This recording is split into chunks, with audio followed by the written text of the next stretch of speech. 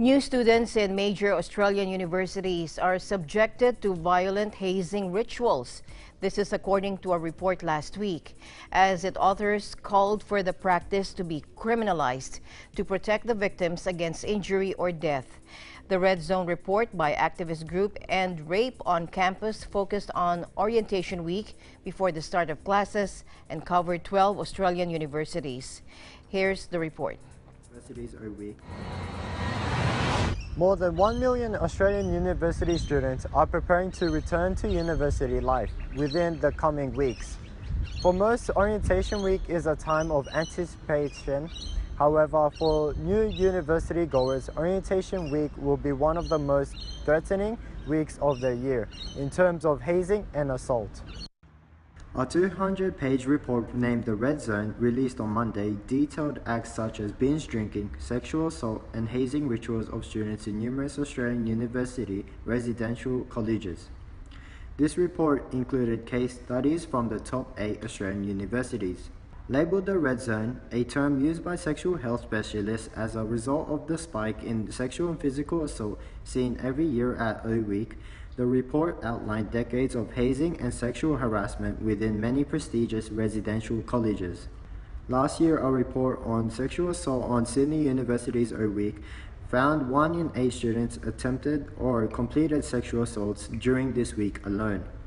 It also discovered that 1 in 12 college students had witnessed an actual or attempted sexual assault.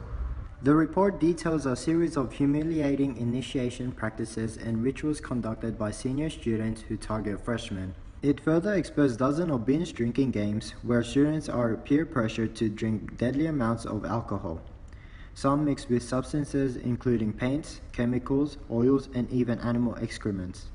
Rituals such as creating Facebook groups to share sexual and embarrassing photos of peers and residents, and other misogynistic traditions. For example, Jets Friday, an acronym for Just Excuse the Slag, where males ignored and belittled females are depicted in the report. One student reported that she was made to feel like the scum of the earth, that she didn't deserve to be there needing to earn her place. She said she was made to participate as these traditions and rituals had been happening over 100 years. Numerous failed attempts have been made to criminalize hazing among students, with attempts at calling on the federal government for support. A major flaw in the system being that many residential colleges are governed by their own act of state parliament rather than the university. These acts guarantee the college's independence from university code and conduct, and frustratingly allow college governing council to be elected only by the alumni. In 2016, Stuart Kelly took his own life. The cause was believed to be an incident of hazing at St. Paul's College earlier that year.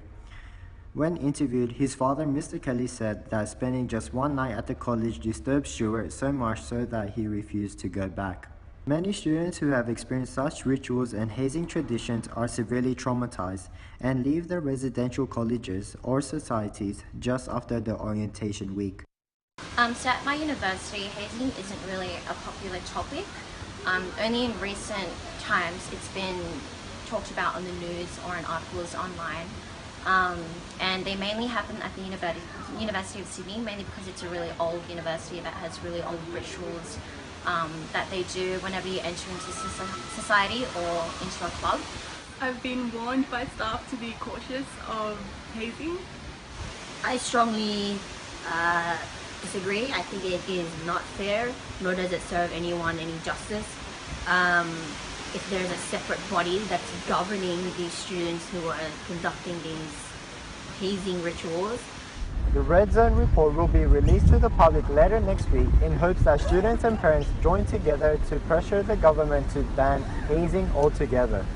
Reporting from Sydney, Australia, this is Bernal, and I am 1 with 25.